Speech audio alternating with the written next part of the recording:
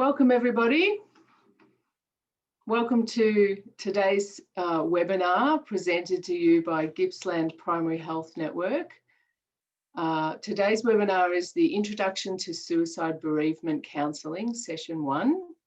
And I am your host, Helen Page.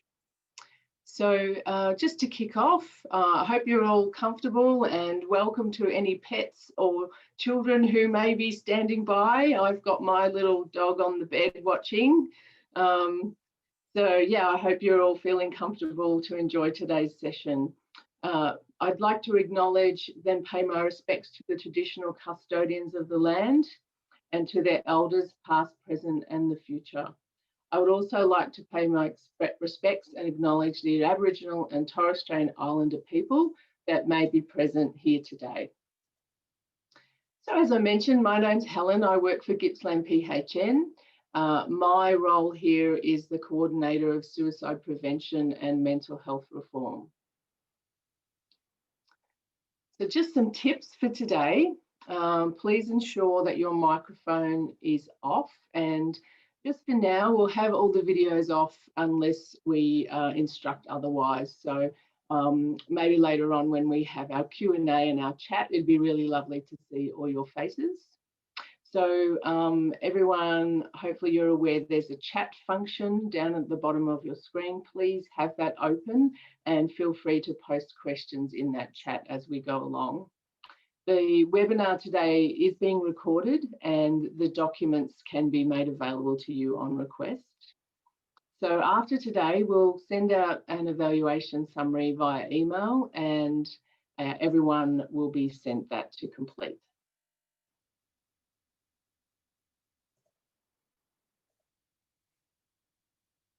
Okay, next. Okay, just a couple of things about some of the services that Gippsland PHN provides. We have the Health Pathways Gippsland, which some of you may have heard about. We have some new health pathways which are specific to suicide. So the two health pathways that have been added are suicide risk and suicide support services. So if you're interested in accessing the health pathways, please see the Gippsland Health Pathways site, and from there on you can register to have access to that. So essentially it's a digital health tool and it's designed to be used by health professionals at the point of care to access referrals and information about particular topics. So Gippsland PHN provides other digital health tools. Essentially we have a toolbox of technology that supports innovation in patient and care. So digital tools are very significant in today's age when everything is online, and they have been improved immensely over the last year. So the aim of digital tools are to improve patient engagement, increase accessibility, improve the quality and safety of care, and improve efficiency and sustainability of care. So with Gippsland PHN, we can support you with tools such as My Health Record, the Health Pathways, which I've just explained, the Digital Health Guide, which is a guide people can access to look up mobile apps and their efficacy and evidence based on each app. Very, very handy tool. We're finding that particularly GPs and counsellors are being asked more and more these days about digital apps. Okay, it's my absolute pleasure to welcome you to your presenter today, Dr. Louise Flynn. Dr. Louise Flynn has been a psychologist for over 25 years, and for the past 17, she has worked with people bereaved by suicide. For 15 of these years, Louise has been the manager of support after suicide, which is a service delivered by the Jesuit Social Services. So her day-to-day work involves counselling, group facilitation, with bereaved people and administration of support after suicide. Louisa recently did a PhD exploring the experience of people who were bereaved by suicide and experienced stigma. So thank you very much for listening to my presentation. We'll get on to the interesting part and the expertise. There'll be opportunities to ask questions during the webinar. If you would like to do that, just please put them in the chat, and we have a 20-minute Q&A at the end. So over to you, Louise. That's great. Thanks, Helen. Yes, here I am sitting in Melbourne and very happy to be with you. It's not, at the beginning of the year, this is not how we imagined that these sessions were going to be, but we've really tried to make the best of the situation that we're all in with COVID. So I'm very pleased to be here today and to be able to give these two sessions. Now, we'll share my screen and with the PowerPoint. There we go.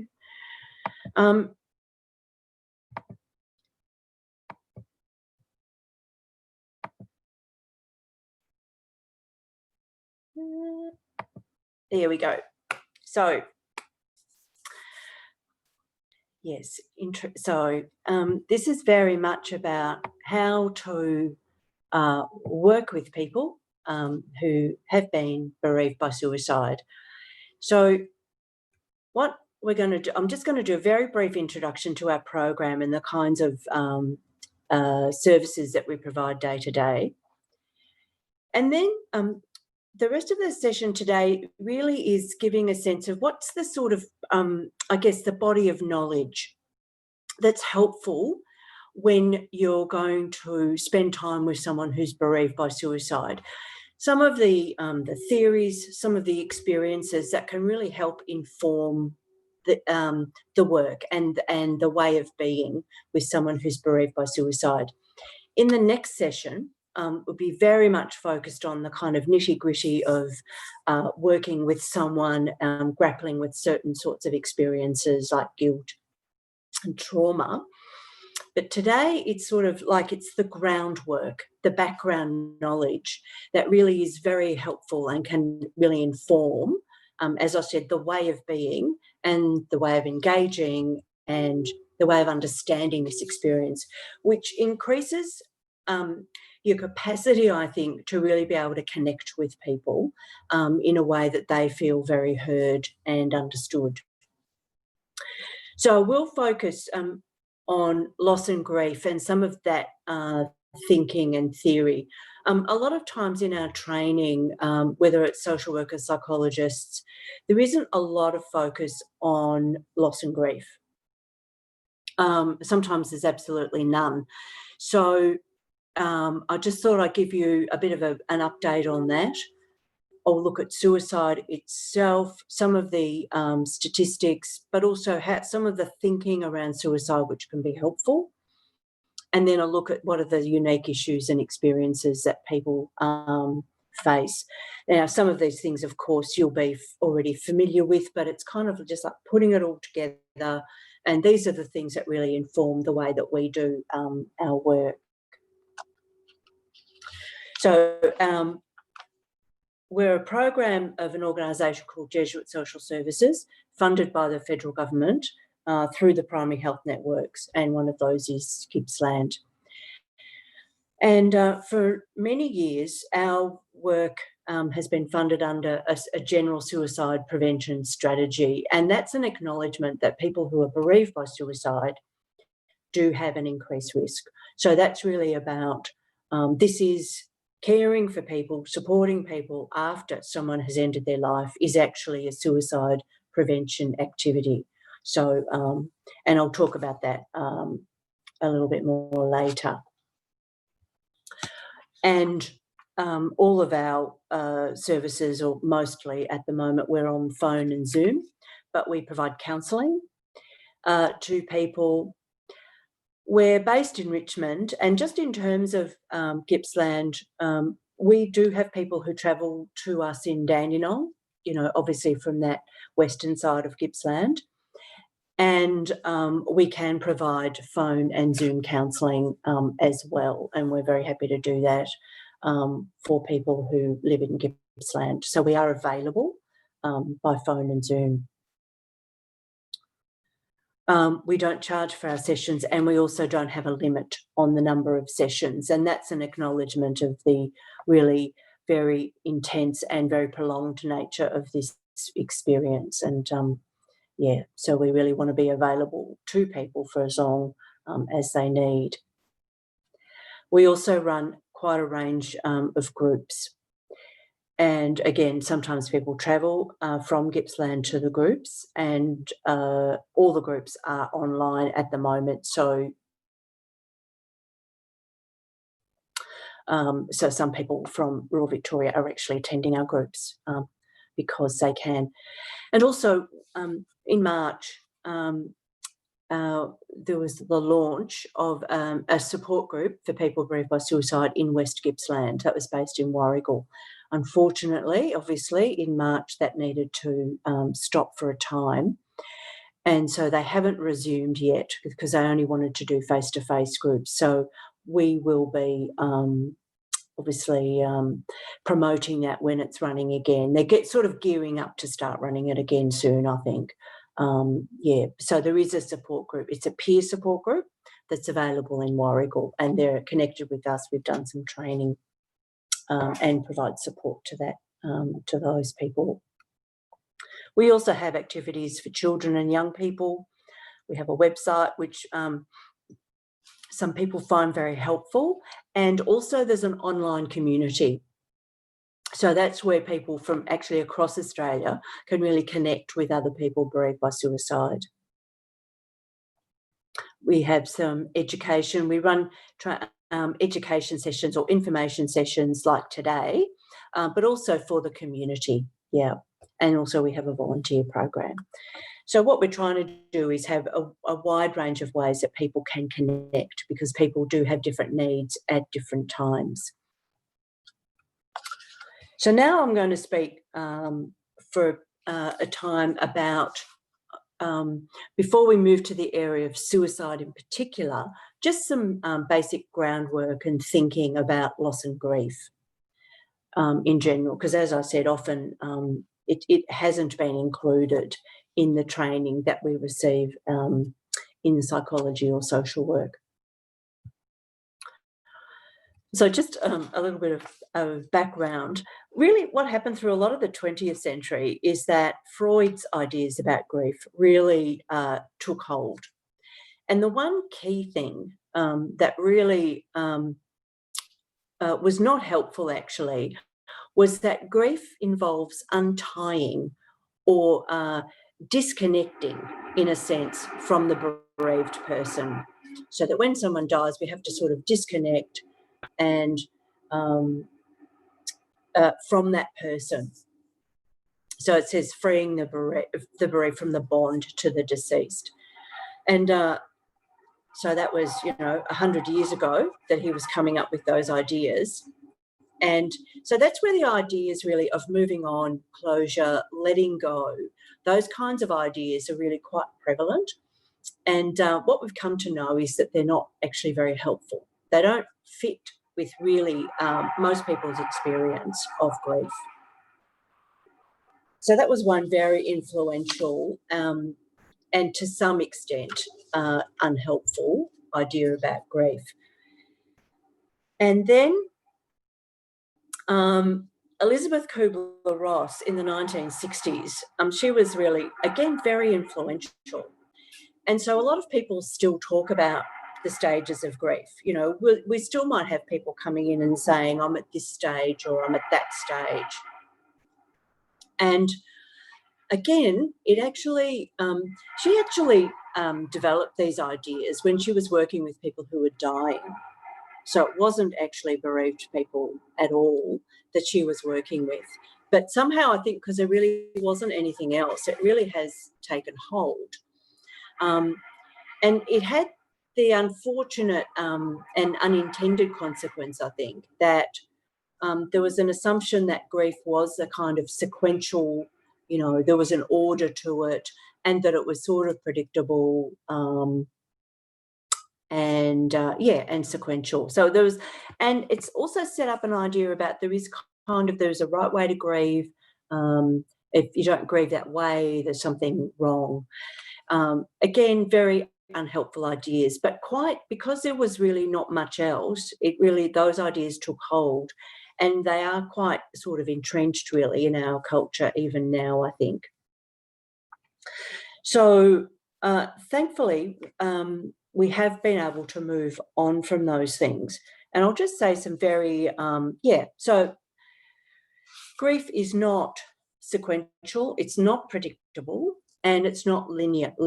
I think, a lot of times we really want grief to be a sort of orderly, sort of predictable sort of experience, because it feels so painful and so difficult. We want it to be sort of somehow controllable, but it isn't. It's sometimes a very, very difficult, messy sort of experience.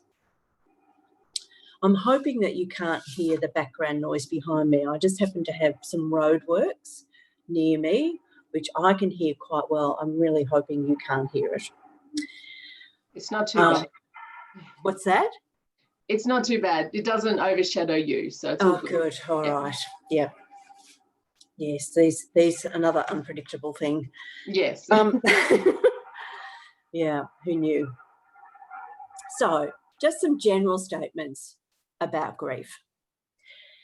So, it's an obvious thing to say, but it's important to really acknowledge that grief is a very human experience, and it's our response to loss. So, and death, of course, is not the only loss that we can experience in life. So it's a normal experience. It's inevitable, really. It would be extraordinary if we managed to live through life and not have any experiences of loss. I think having said that, it also can be intensely difficult and quite overwhelming. So it might be normal and natural, but it can be hard going. I think one of the other important things to say about grief is that often there's a tendency to focus on the emotions, like the pain and the sadness, the anger, the fear. So those things can be the strongest thing in a sense that we can see or experience ourselves. But really, very profound grief affects every part of who we are. So it does affect our thinking, our behaviour. It certainly can affect our relationships, our work life, our bodies.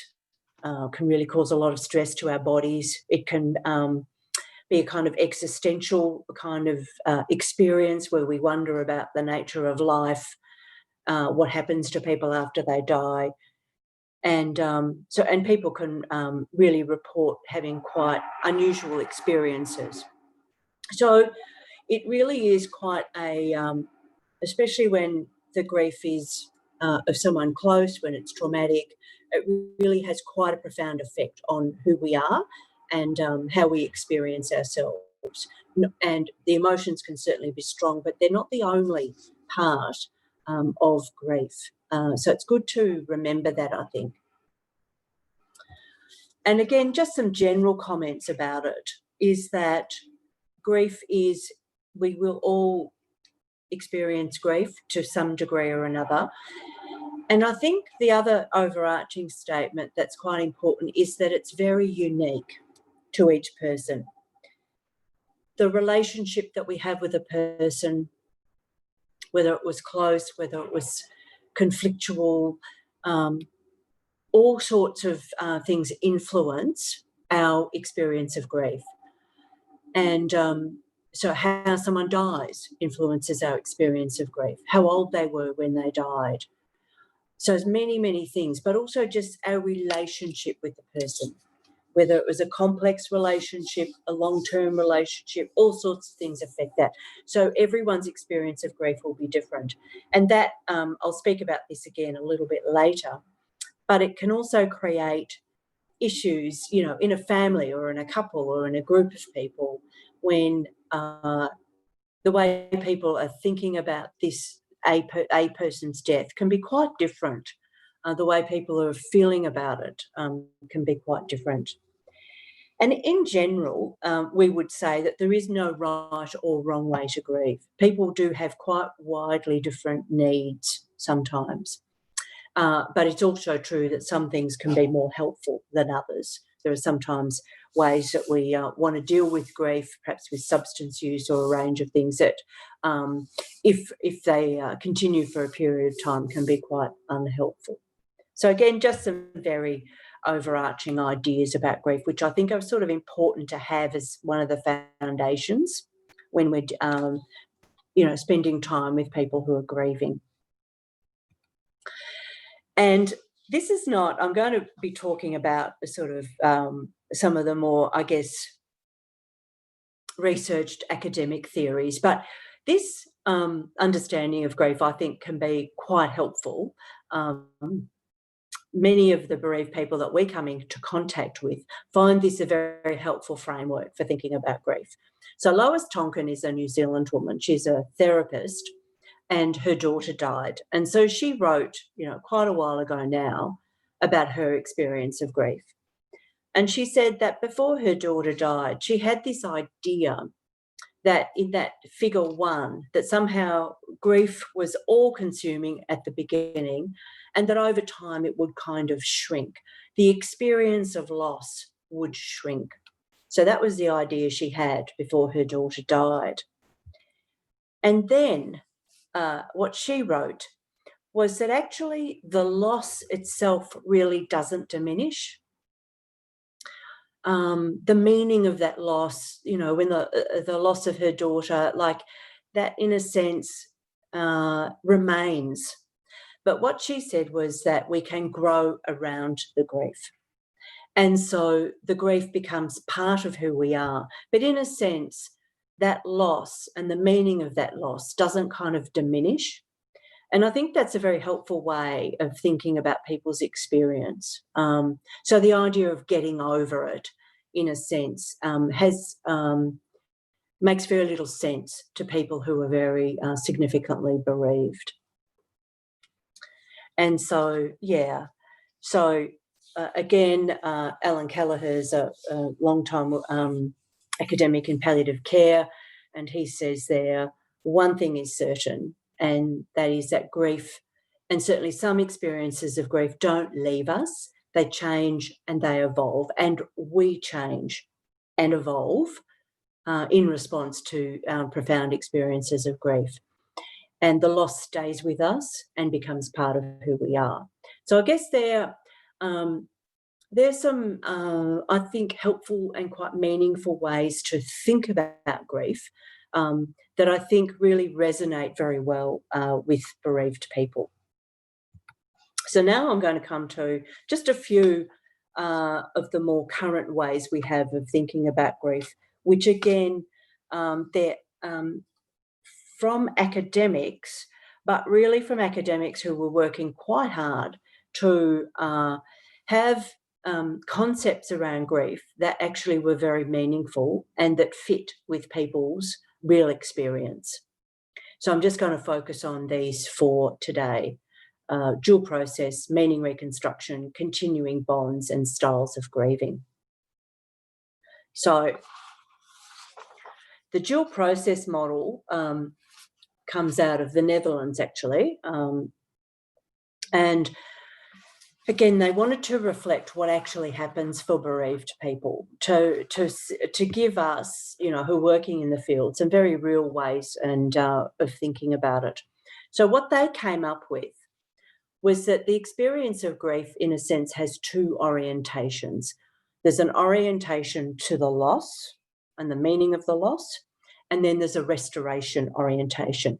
So very different to this idea of a linear process where people just sort of, get better or recover in this sort of orderly way. So the loss orientation that they described is where the grief can be quite intense. There's a real focus on the loss, the meaning of the loss. There's an inability to focus on the future. So really that very much centred on the loss. And then there's the restoration orientation, which is more about focusing on the future, having a sense of being able to function in the way the world is now, that this person is not here. And those jagged lines indicate that people actually move between those in quite an erratic fashion. And I think it's important to say that when we're talking about suicide, mostly people for quite a period of time will be in the loss orientation. So it's not possible to sort of focus on the future, on rebuilding life, sometimes for months, if not a year or two for some people. So I think what's good about this is that it normalises distraction, and that it is okay to be distracted sometimes from the grief. We don't need to label it as denial or as pathological to be distracted. And that also sometimes people will be very focused on the loss and the meaning of the loss and move between. There's an oscillation between. So I think this is a very helpful, and sometimes clients actually find this picture quite helpful. So there is a movement between. And I think the other thing that's helpful is that second point there is that, no doubt you'll know this already, that sometimes people can feel like they're finding their feet after their loss, they're feeling like they're able to function again, and then all of a sudden there'll be something that really sort of knocks them over again. So again, they'll be back in the loss orientation rather than the restoration. So that, so it really normalises, I think, a lot of what people actually experience in grief. Now, this is a theory developed by Robert Niemeyer from the United States, and he's essentially saying that when we experience a loss, we also experience a loss of meaning. And I will talk about this again a little bit later in terms of suicide. But I think what it's essentially saying is that some losses really do shatter our sense of self and our sense of the way the world is. And that's important. And so sometimes what's involved in bereavement counselling or supporting someone is assisting someone to rebuild their sense of self and their sense of what life is about and their place in the world. So I think it's quite a helpful theory, that we can also really experience, like, a grief is sometimes so profound that it really affects our sense of self and who we are. And the other part of that is about making sense of it, which is of the loss and the death, which is challenging when it's a suicide death. And then also that idea of what Niemeyer called benefit finding. And I think that isn't about finding a silver lining or finding positives in the experience. It's more about seeing if something, given that it has happened and that it's a tragedy that's happened, what can we make of our lives now? So it's not about finding a silver lining or a positive in the death itself. It's about, this has happened, so what can I do in myself or in my life that can make meaning of that? Continuing bonds is another theory. This was a book actually written in 1996 and very different to the idea that Freud had about severing bonds with the person who died. So it challenges that idea, and that we can actually have an ongoing sense of connection in whatever way with someone who's died. We don't need to sort of cut off, or it's as if they didn't exist. We can actually have a sense of them still. And so some quotes from the book: death ends a life, but not a relationship. And I think any of us who've experienced the loss of a loved one from any cause know that someone can still remain important to us and meaningful to us.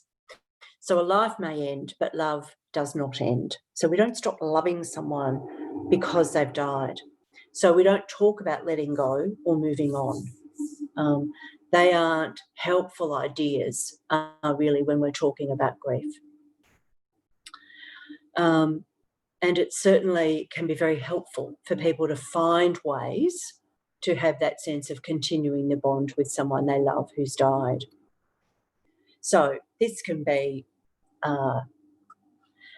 gone about in a number of ways that can be very comforting. So it can be simple things like, it says they're maintaining an inner representation of the deceased.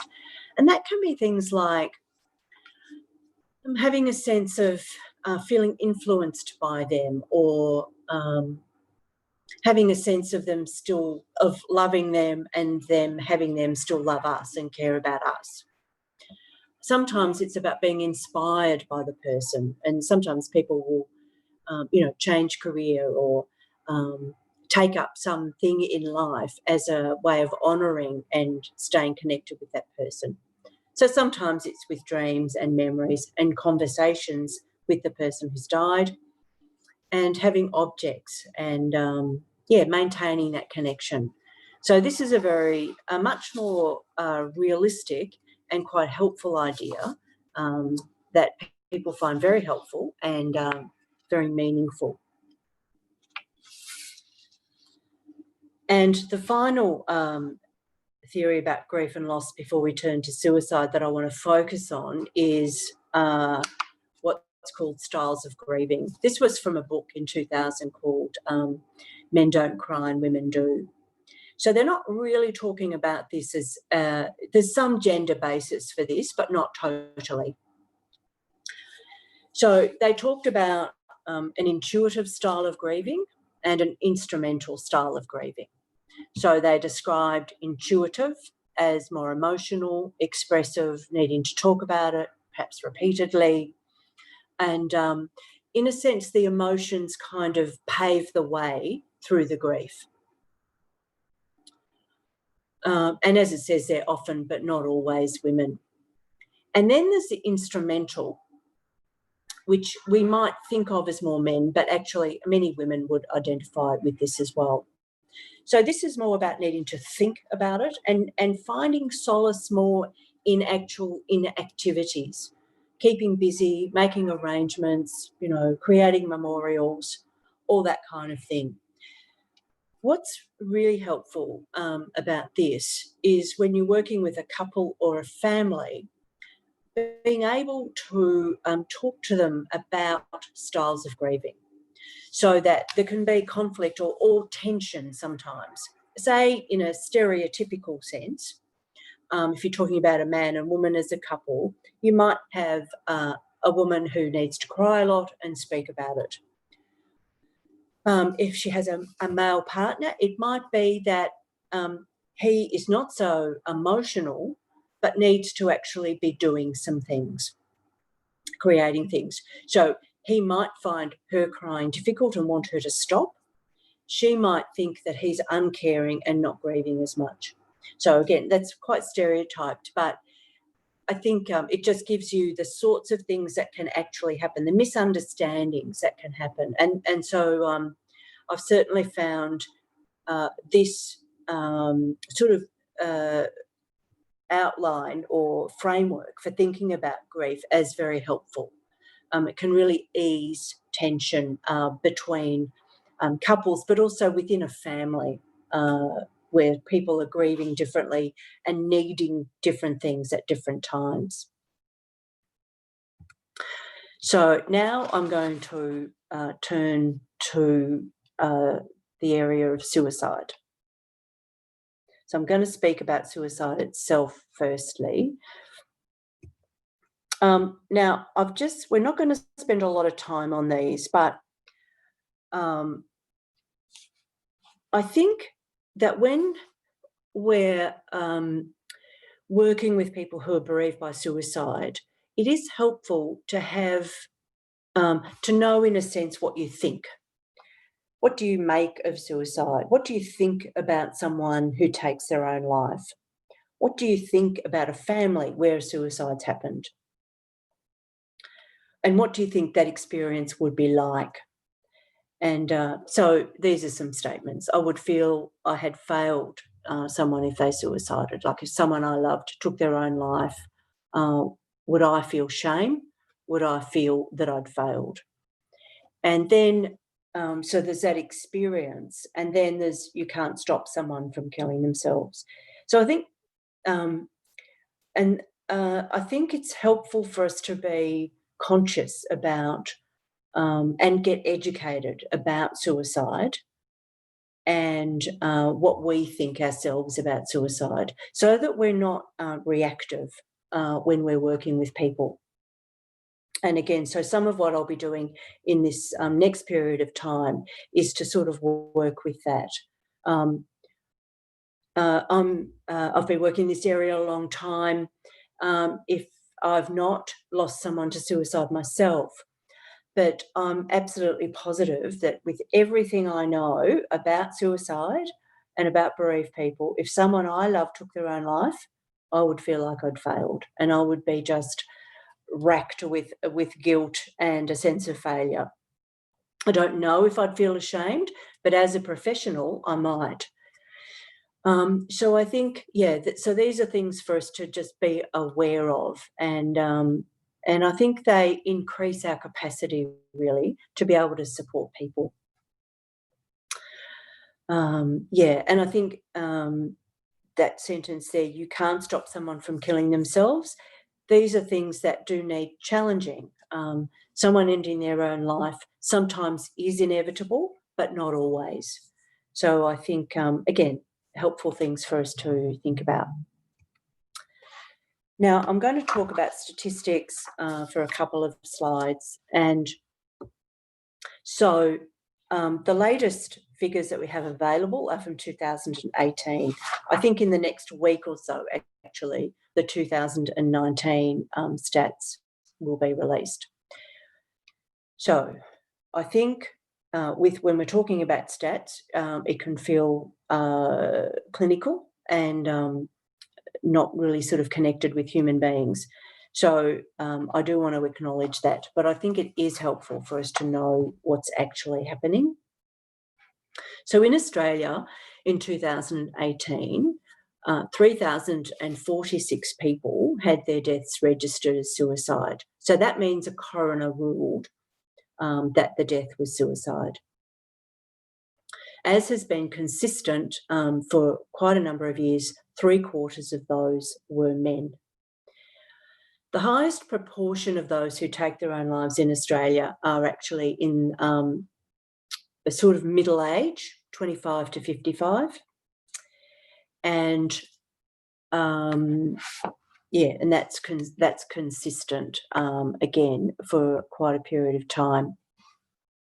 So it says there, more than half, close to 55% of those who took their own life were between the ages of 30 and 59. There does tend to be a focus on young people. They don't have the highest rate of suicide, but what is concerning is that people between the age, for people between the age of 15 and 44, suicide is the leading cause of death. So that, is quite a concern. So close to 39% of those who took their own life in that age group, who died in that age group, actually took their own life.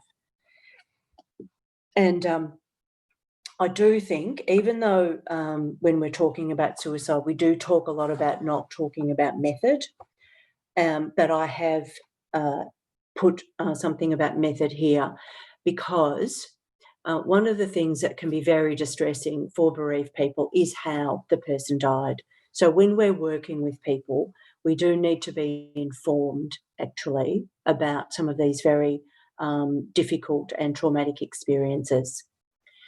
In Australia, the most frequent method is hanging. And when you're talking with bereaved people, most of them will not know that. So I think it can be helpful if someone is concerned about that to let people know that actually when their person took their own life, that actually that is the most frequent way. That is for men and women. So sometimes people are surprised that it's the most frequent method for women, and it is. And then it's drug overdose. Yeah. So I hope that that's okay for me to have put that there for you. But I just think it is, when we're working with bereaved people, it is helpful to have some of this information.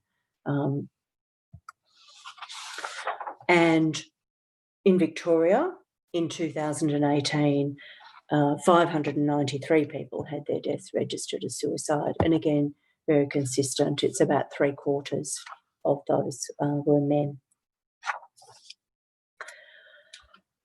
Some of you have probably already done some training with Mindframe, which is the organisation that provides media guidelines on the reporting of suicide. And again, I think when we're working with people who are bereaved, it's good to be informed and knowledgeable about how we speak about suicide. So I'm only going to touch on this briefly because we've got a lot of other things to do. But when communicating or speaking about suicide, it's important to be using safe and inclusive language, only providing information that is confirmed and accurate. And even though I have discussed method, it is when we're talking about suicide, say to groups of people or in a public forum, we wouldn't be talking about method or location. And we would always include help-seeking pathways. So the principles about talking about suicide is that we do need to avoid glorifying or romanticising suicide. So often, well, not often, but sometimes it can be possible just to, and it sometimes happens with so when someone's a celebrity and they take their own life, the way it's reported or spoken about can tend to glorify or romanticise it. And young people are particularly vulnerable to that as well. So there are some principles. We don't want to be using stigmatising language. We don't want to be sensationalising it. We want a calm, sort of measured tone and atmosphere when we're talking about suicide. We don't want sensationalising. We don't want to simplify suicide and put it down to one cause, and I'm going to talk about that a bit more. We don't want to be judgmental or critical about the person who's died, and we don't want to be providing excessive or graphic details. So these are some of the principles to keep in mind. And this is a slide that comes from a Mindframe. And this is available online. These are some of the alternatives. Died by suicide, took their own life. So there's no need to talk about successful or unsuccessful suicide. A suicide is a suicide. So died by suicide or took their own life. Yeah. So I can certainly give you links to these things. But yeah, so just something to keep in mind really when we're actually talking about suicide.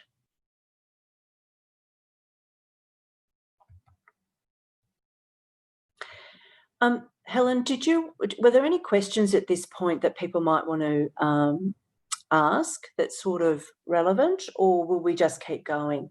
Oh, sorry, I've caught you with a mouthful. That's okay. There have been a few questions around suicide data during the pandemic. Okay. So I don't know if you can see the chat, but I've popped up a little note there around the suicide data for 2020, which is consistent with previous years, both Australia-wide and within Victoria. So, you know, that the rates have not increased due to the pandemic at this point. That's right. Yeah. The coroner and the Department of Health and Human Services have both confirmed that there has been no increase in the rate of suicide this year, which has been obviously a fear and a concern. It doesn't mean that there might not be pockets where there's been an increase, but overall there has been no increase. And obviously efforts are being put into, try and sustain that. What I want to talk about now is suicide itself and how to speak about suicide in a sense when you're talking with someone who's bereaved, how we can sort of understand it. The thing that we always say about suicide is that it's complex. It's multifactorial, and there's never one. Often people think, well, the relationship ended, they took their own life, so it's as if it's causal, and it's just not the case. So some of the great sort of general comments we can say about suicide is that there is a great deal of psychological pain in the world that doesn't lead to suicide. But what Edwin Schneidman says is that there is no suicide without a great deal of psychological pain.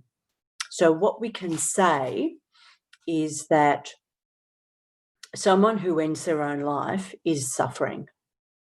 They are experiencing emotional, mental pain, whether it's from some inner kind of experience or in response to external circumstances, but they are in pain and suffering. And I think that one of the other things that's important to be aware of is that it's not always helpful for bereaved people to hear this, but that when someone ends their own life, I think for most people, in a sense, it's not that they're wanting to die, it's that they're wanting an experience or a situation to stop.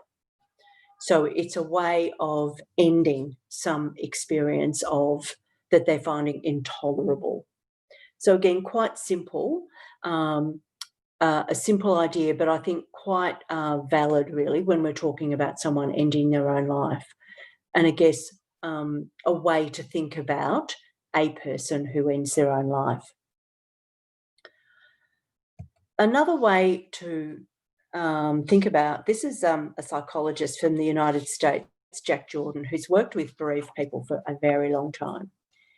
And he says that the way he speaks to the bereaved people he works with is that suicide is a kind of perfect storm. So it's the coming together of multiple factors in just the wrong way at a point in time.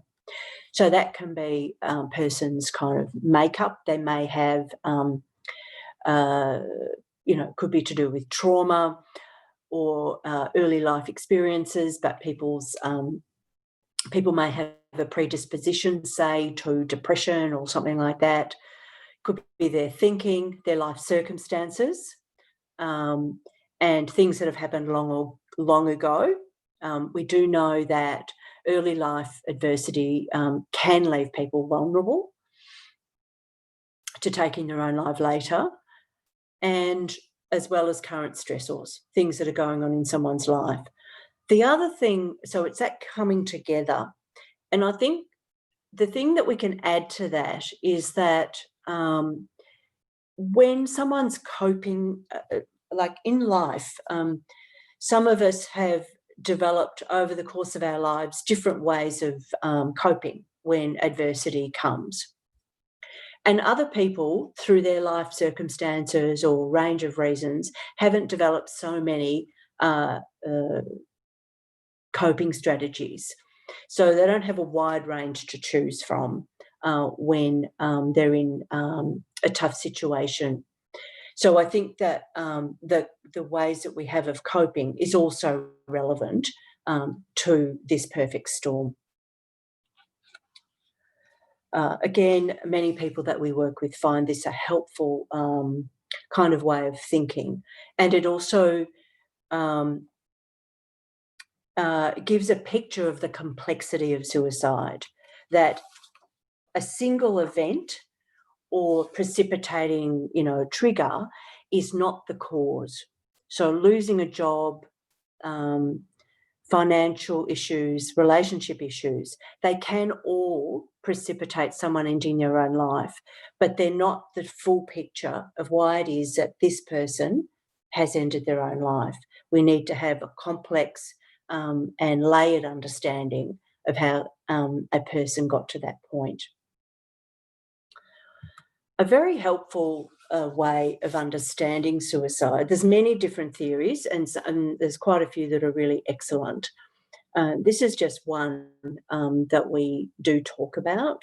Thomas Joyner wrote a book called Why Do People Die by Suicide? When he was 19, his father actually took his own life. And so he studied suicide for a very long time. He's a psychologist in the US. And he came up with this 3, I guess, factors that he thinks are present when anyone takes their own life. And the first one of these is feeling a disconnection from others, which sounds obvious, but I think what he talked about was that we all have a need for belonging and connection and for positive interactions with people and a feeling of being cared about. And if something gets in the way of that, then we can be vulnerable to not feeling good about ourselves and for having our, relationships disrupted. I think that, so what he called thwarted belongingness, when our sense of feeling, having that sense of belonging, part of something, part of a community, part of a family, when something disrupts that or gets in the way of it, it can be problematic. Now, that doesn't mean, I think, that someone isn't part of a loving family and a loving network. What it means is that there's something going on for the person that leaves them feeling separate, that leaves them feeling isolated. So I think having a mental illness, being unemployed, these are things that can leave people feeling like they're not quite in. Being a part of the LGBTIQA+ community can also leave people feeling they don't quite fit, they don't quite belong. So people can certainly be loved, but when there's something that leaves them feeling that they don't quite belong, they don't fit, it can leave them vulnerable. So that's part of what Thomas Joyner is talking about, that feeling of disconnection. And I think one of the most important things to say about it is that there can be social reasons why people feel disconnected, stigmatising reasons, and that it doesn't mean that someone isn't loved or cared for. The second thing that Joyner talks about is that we all have a need to feel effective and productive in our lives. And we want to feel that our lives are meaningful, they have value, and that that we're productive or effective. So when something gets in the way of that, again, we can feel ourselves to be a burden or a liability. And again, experiences like mental illness, being unemployed, having lost a job, having financial issues can certainly lead people to feel that they're a burden. Having an illness, not only a mental illness, having a physical illness. And we know that all these things are actually risk factors for suicide. So that disconnection, the thwarted belongingness, the sense of being a burden. Other people won't necessarily think of them a burden, but someone experiences themselves to be a burden can really have quite an impact on how someone sees themselves, their sense of worth and value. So that's that second aspect. And as it says there, I do think that they'll be better off without me is part of the thinking in many people who take their own lives. It certainly is a theme that can appear in, say, a suicide note. Most people don't leave notes, but they can. It certainly can be a theme. They will be better off without me. So that sense of thwarted belongingness, sense of burdensomeness, Joyner says he thinks is relevant. And then the third aspect is fearlessness, in that many people might have that sense of disconnection, sense of being a burden, but they actually won't take their own lives. And so he talks about the ability to enact lethal self-injury. So it takes action to end one's own life. So we have to overcome, in a sense, that strong force of self-preservation. And not everybody will do that. And so people can acquire, in a sense, the fearlessness.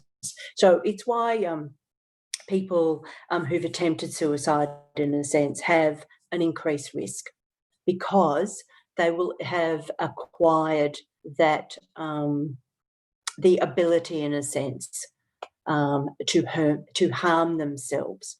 So, in his book, he talks about this quite clearly. So, again, this can be helpful when we're talking with people who are bereaved. Not that you would necessarily always talk about these things, but it's helpful to really have some concepts about suicide, because the people that we're working with will want to understand how it is that this happened to their person. And so understanding something about suicide, having this sort of groundwork, can be very helpful. And now I'm going to talk about the experience of bereavement after suicide. I hope you're all going okay. I can't see any of you, so I hope you can have a cup of tea or a glass of water if you're needing a breather. Hi, Louise. Couple of questions around communicating with someone who is bereaved, but they're sort of similar questions, so I'm wondering if we leave that to the Q&A or if you'd like to address some of them now. Let's have a little, let's do it now, so we just sort of break up the kind of blah, blah, blah from me. Okay. Yeah. So Anthony Phillips, when someone dies from suicide, what are your recommendations on assisting the bereaved, mindful of the suffering and dignity of the deceased, to healthily process their anger in relation to the deceased, particularly if professional help was not sought by the person who died of suicide? Yes, so that's a very big question. And I think actually not everybody does feel angry after someone has taken their own life. But I think really that's a question, I'm going to dodge this, Anthony, that's a question for the second session, because it's really how to work with people and how to communicate, how to talk. And I think that's a topic more for the second session. So I'm sorry, I'm going to throw that one over to next time. Okay, well, the other question is very similar. So that was around speaking to someone whose family member had attempted suicide. So yes, maybe that as well. Yeah, and we can certainly talk about that. It's an area where there's a big gap, I think. Yeah, but yeah, I'm very happy to talk about that next time. Yeah, I'm sorry if that's not very helpful to you today, but I just think it's more consistent with the topic for next time. Encourage everybody to book into next week's session if they can. It's not next week, it's the 10th of November. Pardon me, on the 10th of November, which is the second part of today. Yep. There's a request for a quick toilet break. Absolutely. Yep. Okay. So we'll reconvene in maybe 3 minutes. Is that okay? 3 to 5. We have got a tight schedule, so 3 to 5. Thank you, everybody. Yeah, that's right.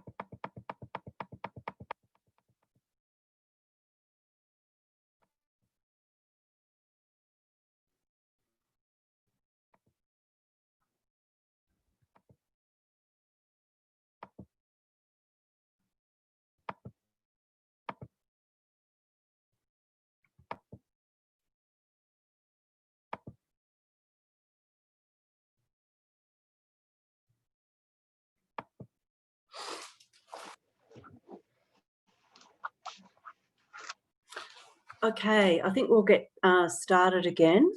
Hope that's okay, Helen. Yes. Good. Okay, so now we're spending some time with the actual experience that people have of bereavement after that sort of background material. So, again, an overarching statement. So the death of someone by suicide is a stressor of unparalleled magnitude in most people's lives. And even the most psychologically mature individual may encounter difficulty. So I think that sometimes people will have had quite a few different difficult experiences, traumatic experiences in their life, and they feel like they're quite resilient. And then someone that they love takes their own life, and it can really be sort of beyond what they've managed before. So they won't feel equipped. Many people just will not feel equipped to deal with this. They won't know how to feel and how to think, and it's quite overwhelming. So I think that that's kind of a good starting point, really, is that people will not feel equipped. The experience of loss to suicide will share many other experiences with other deaths. But I think what I'm going to focus on today is what is unique about suicide, and that also can be problematic in the experience of losing someone to suicide. The way that we've come to conceptualise the experience of bereavement is that it is certainly an experience of profound loss and grief. There's definitely trauma, which I'll speak about some more. There is the fact that it was suicide. So the fact that someone that this person loves deliberately and intentionally caused the end of their life is very problematic. And also, many times it is also stigmatising. So people are dealing with these four experiences very often. So quite complex and layered. And one of the reasons, these are the reasons why we do need to be caring and aware of the impact.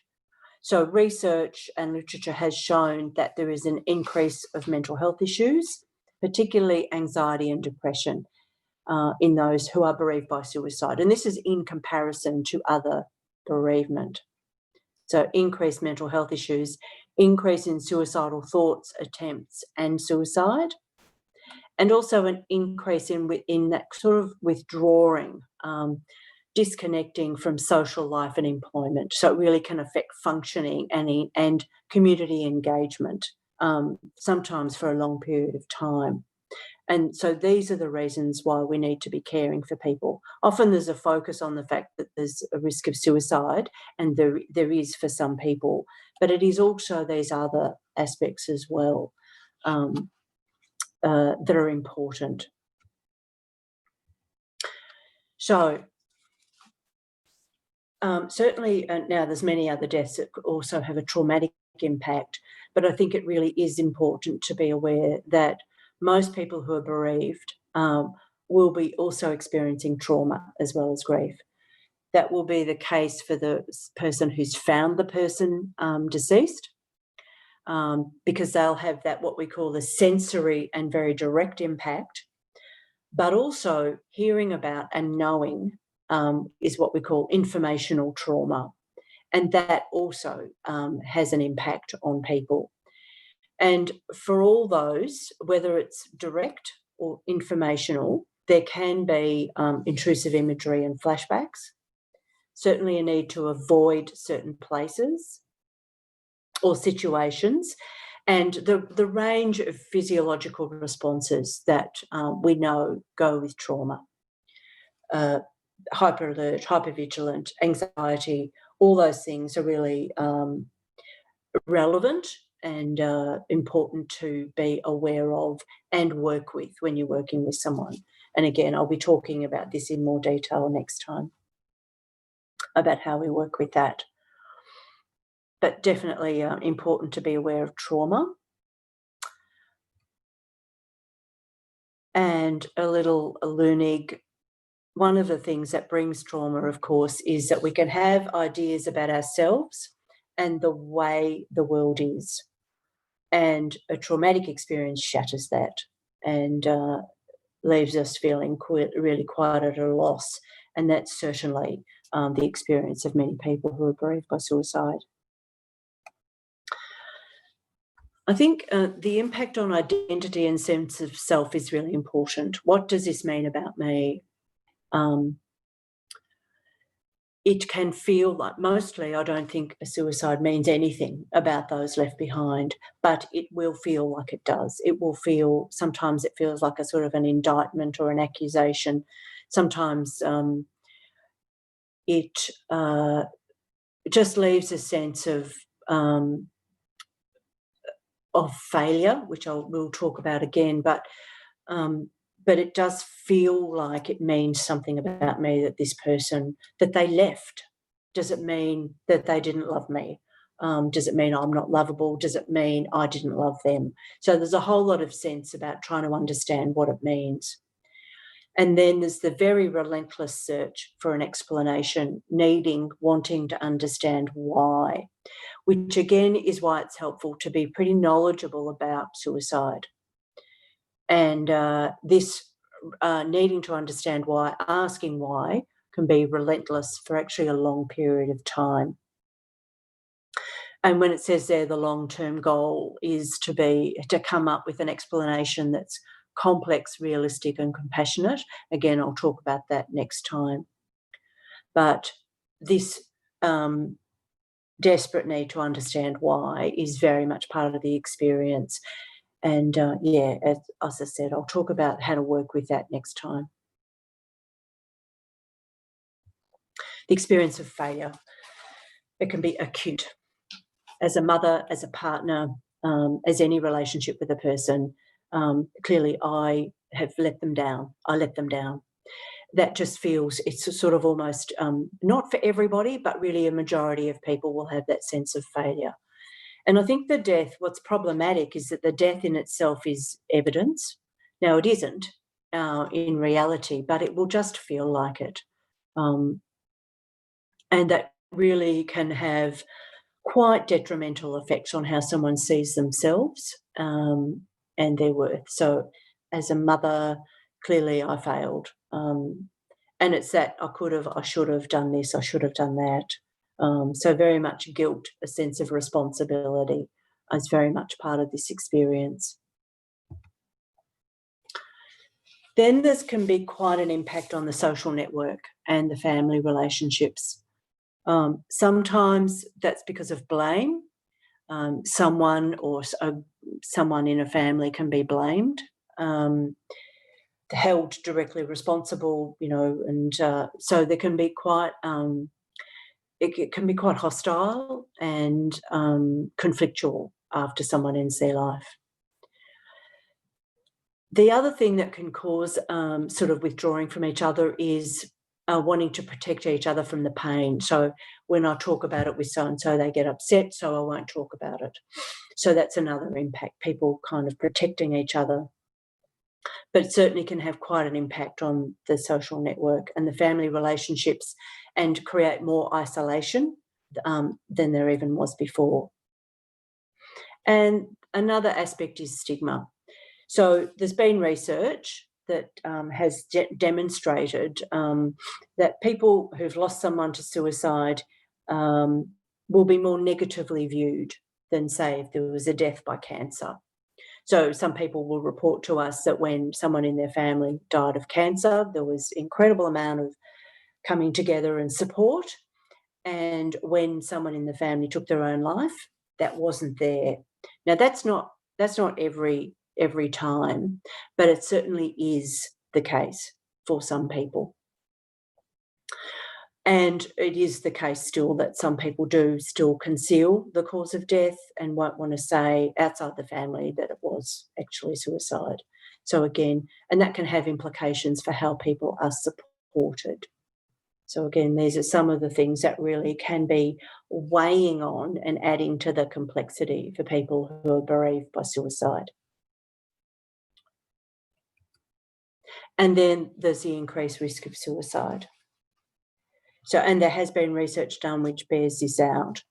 So coming to try and understand why is that there's the intensity of the grief and loss.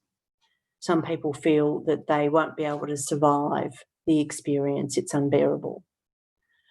Sometimes it's about wanting to join the deceased or a sense of identifying with them, wanting to sort of be with them, be who they are. Occasionally, someone who we might be seeing will feel, because of that sense of failure, I heard a dad say this recently, it's like if he died, it's like I've failed and I don't deserve to keep living because I failed my son. So, very difficult experiences, very painful.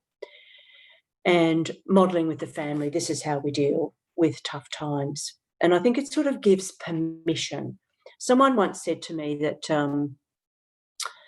she'd never thought about suicide for herself, but when someone that she loved took his own life, it became an option for her. So there's a sense that it sort of gives permission or opens the door. She said it was a door there that wasn't there before. So again, that's part of it. So risk assessment is very essential in working with people who are bereaved by suicide. Yeah, so these are as well as the loss and grief, then there's the trauma, and then there's all these quite complex experiences because someone suicided, and it can lead to an increased risk of suicide. Yeah, and I'll certainly will talk next time about how to be thinking about the guilt, the sense of responsibility, and how to work with that. Yes, so that's that, the guilt. Sometimes the anger. Now, anger can be there, but it isn't always. Sometimes it'll be because of blaming someone. And again, we can talk about this more next time. And also sometimes it's the mental health system, or a GP or a psychiatrist or something like that. And I think when you've listened to enough stories, then you can understand why people are so angry with the system. It's certainly the case that some families have been let down by the kind of care that was or wasn't provided. The other experience that people can have, which can be difficult for them to actually acknowledge, is relief. It's always accompanied by guilt and all the other emotions, but sometimes when there's been years and years of tumult from, say, drugs and alcohol or mental illness, there can be a sense of like the sort of the nightmare of caring for someone whose life is at times out of control can be a relief. You know, there will no more be the nighttime calls from the police or from anyone saying that this or that's happened. So, yeah, that's certainly sometimes there. People can sometimes have difficulty actually saying it, and it won't be the only thing, but it can be there. So just some vague, some guidelines on when it is helpful to think about someone getting professional help.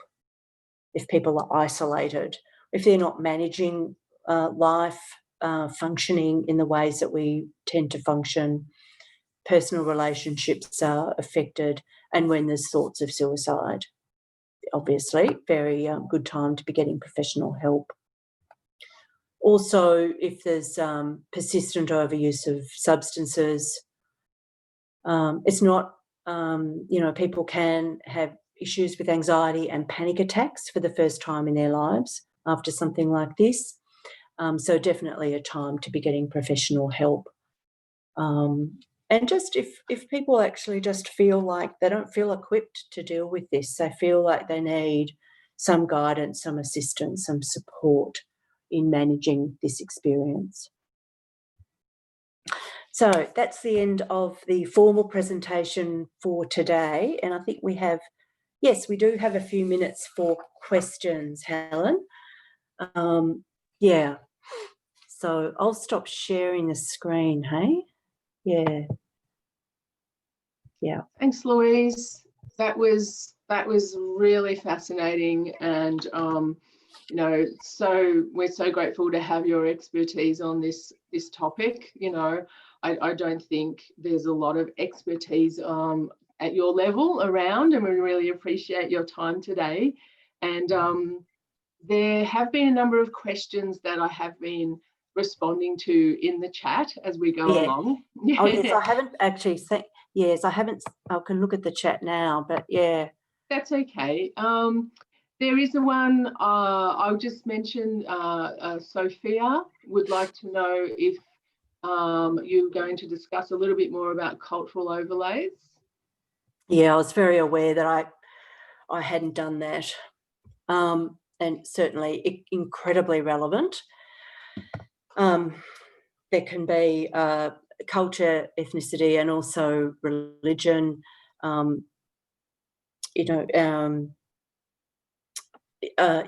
it's a very, obviously it's a very complex topic, and what applies to one culture may not apply to another, but it's definitely relevant because there can be different ideas about loss and grief, different ideas about suicide, and also about grief and how to support.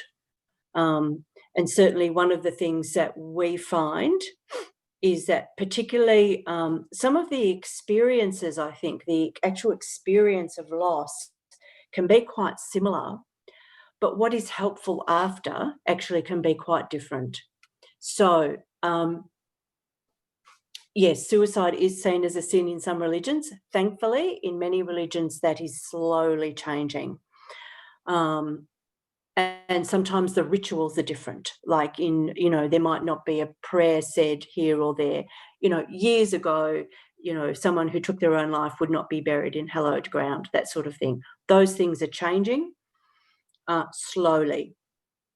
And I think someone who's religious needs to be choosy about who they go to, say, to conduct the service, so that you're not having someone who's going to be unhelpful and insensitive. But there definitely are cultural differences. And I think what I've found, particularly in the last couple of years, is that it is to do what happens after and the support that's provided.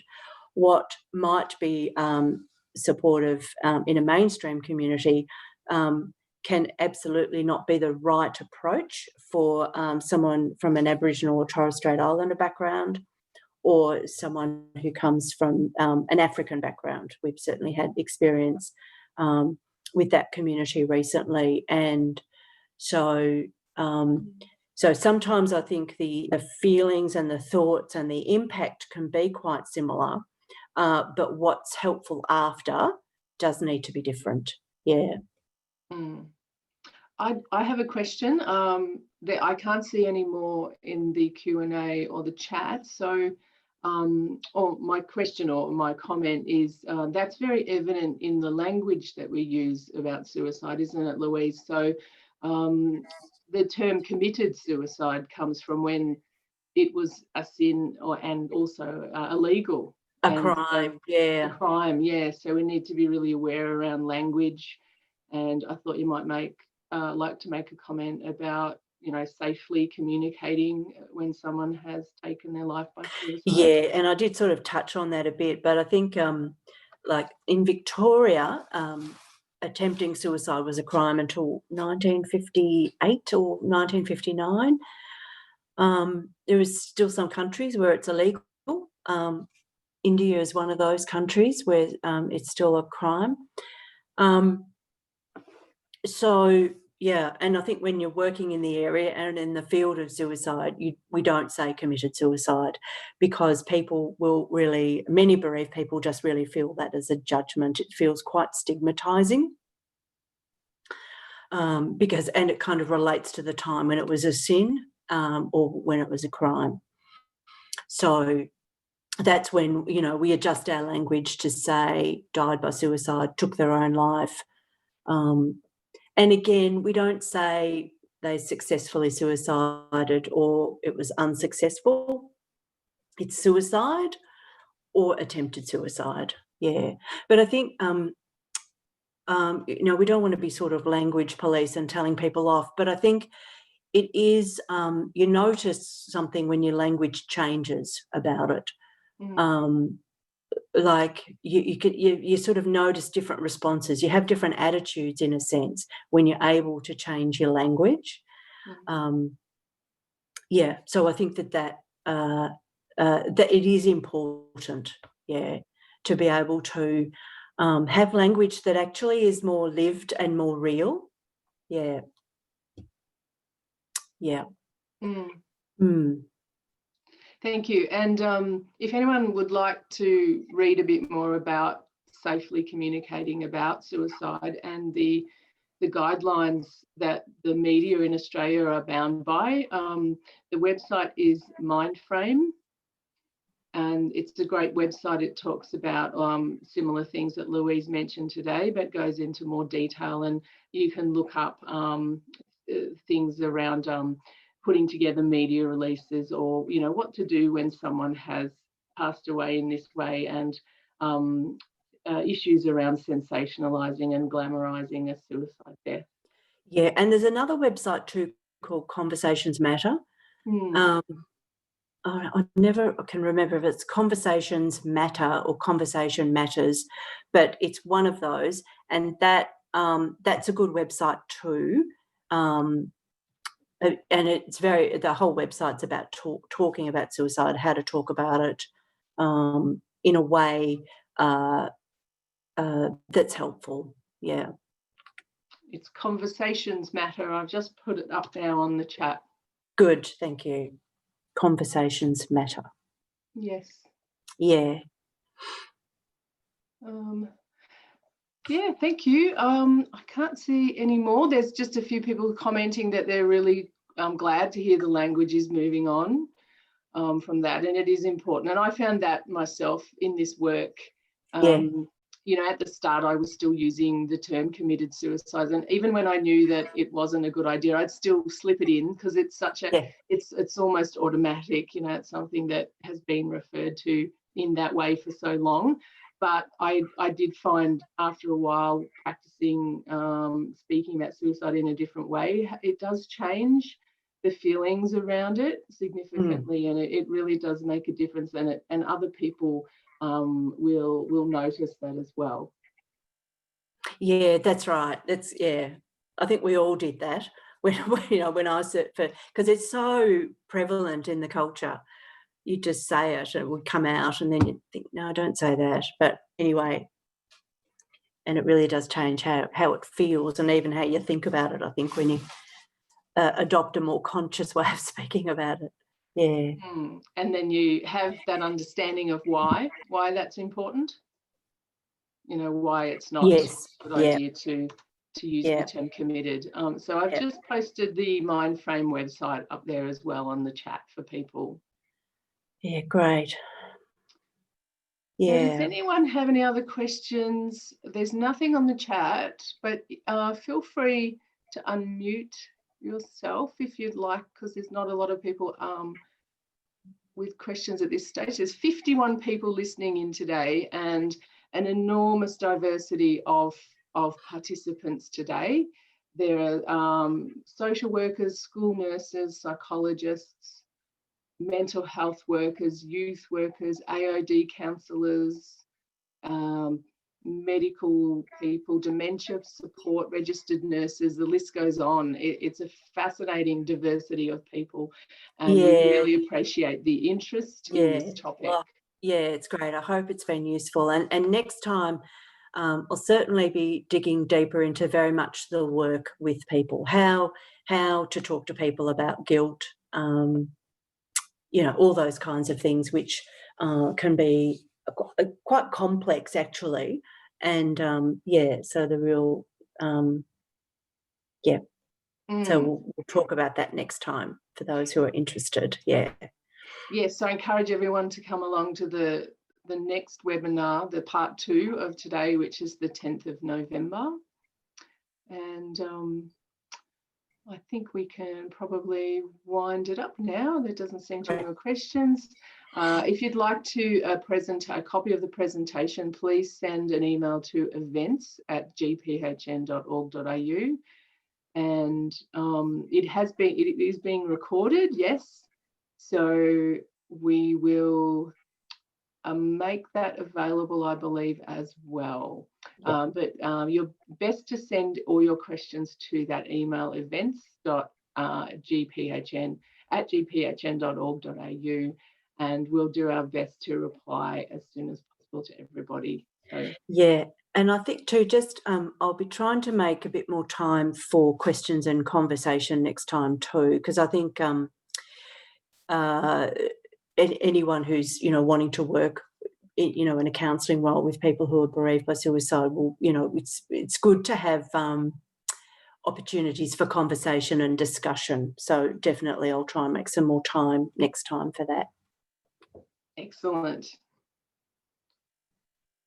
Okay, so thank you, Louise, and look forward to seeing you next time and hearing more about some of the tips and things and some more information. So Oh, there's thank you Owen very there. I much. didn't know Owen was there. Hello, Owen. There's a few familiar names. Owen's got his hand up. Oh, good. Yeah. Okay. Great. So, Thanks, Helen. all right, everybody. Thank you. Good. Goodbye. Bye-bye.